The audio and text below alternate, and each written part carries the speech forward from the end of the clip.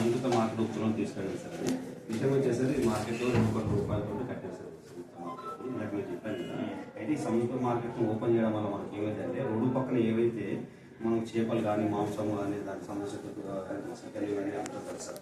అపశుద్ధమయ్యి అవి ఏంటంటే దాని యొక్క గదార్థాలు ఉంటాయి సార్. వ్యర్థ పదార్థాలు బయటకు వెదజల్లుతుంటుందా చాలా మంది ఇబ్బందికరంగా ఉంది సార్. అందులో మనకి వార సంద జరుగుతుంది సార్, గురాడంలో సంద జరుగుతుంది సార్. ఆ రోజు విపరీతమైన ట్రాఫిక్ ఉంటుంది మనకు.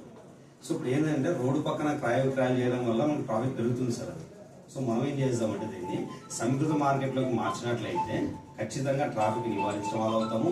ఇంకొకటి సార్, ఏదైనా మనం కొనుక్కోవడానికి వస్తున్న ప్రతి ఒక్కరికి అన్ని ఒకే చోట ఉంటాయి కాబట్టి సులువుగా క్రయ విక్రయాలు చేసుకుంటారు సార్. ఇంకోటి క్రయ విక్రయాలకంటే దాదాపు కొన్ని పల్లెటూరు నుంచి వస్తారు కదా సార్. అయితే వాళ్ళకి మనం సదుపాయాలు కల్పించే బాధ్యత మనది సార్. దానితో పాటు అక్కడ మనం సీసీ కెమెరాలు ఏర్పాటు చేయాలి సార్ మన వద్దు. రెండోది తాగునీరు కానీ ఏదైనా సదుపాయాలు ఇవ్వాలి సార్. మనం వర్షం పడినా ఎండ పడినా వాళ్ళకి ఇబ్బంది కలగకుండా చూడాలి సార్. ఎందుకంటే మన బాధ్యత అది. సో దీని మీద మీరు దృష్టి సారించాలి సార్. ఓకేనా? ఇది మేమేంటంటే ఐజా పట్టణం మండల ప్రజల తరఫున మేము కోరుకుంటున్నాం సార్. ఇది ఒకటి చేయండి అని.